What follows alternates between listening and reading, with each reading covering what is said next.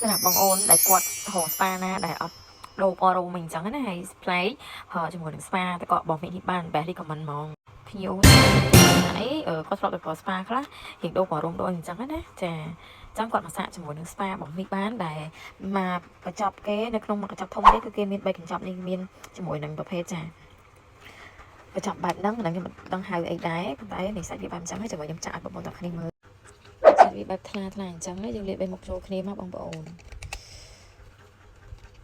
ហើយអានេះគ្រីមចាគ្រីមសាច់វាបែបចាស់នេះបងប្អូនអាទី1សាច់វាបែបថ្លាចាស់នេះចានេះយើងជួយជាតិត្រជាក់មួយទៀតដាក់ពីទឹកដោះគោម្ដងណានេះឃើញទេចាយើងចាក់លាយចូលគ្នាអញ្ចឹងណាដល់គ្នាមកចប់ប្រើបាន2ដងអីសម្រាប់អ្នកដែលគាត់ស្គមអញ្ចឹងណាអញ្ចឹងរួចរាល់ហើយនេះបងប្អូនគ្នានៅក្នុងហ្នឹងណាហើយយើងកូរចូលគ្នាទៅចេញជាល្បាយហើយយើងមកទឹកឲ្យស្អាតទៅស្រួលឲ្យស្អាតហើយជួយខ្លួនស្ងួតចាំធ្វើការស្ប៉ាលើស្បែកចោលនេះពេលដែលលាយចូលហើយបងប្អូនហើយយកមកដាក់លើដៃឡើងត្រជាក់ដល់គ្នាជាក់លើស្បែកហ្មងណានេះចឹងអ្នកដែលគាត់ឆ្លាញ់និយាយថាស្ប៉ាខាត់ស្បែកណាអត់ដូរអារម្មណ៍អីប្លែកមកប្រើជាមួយស្ប៉ាមីបានណាអ្នកដែលគាត់រកស្ប៉ាដែលអត់ដូរអារម្មណ៍ហើយខាត់ហើយប្លែកត្រជាក់ស្បែកមកប្រើជាមួយនឹងស្ប៉ាមីបានណាបងប្អូន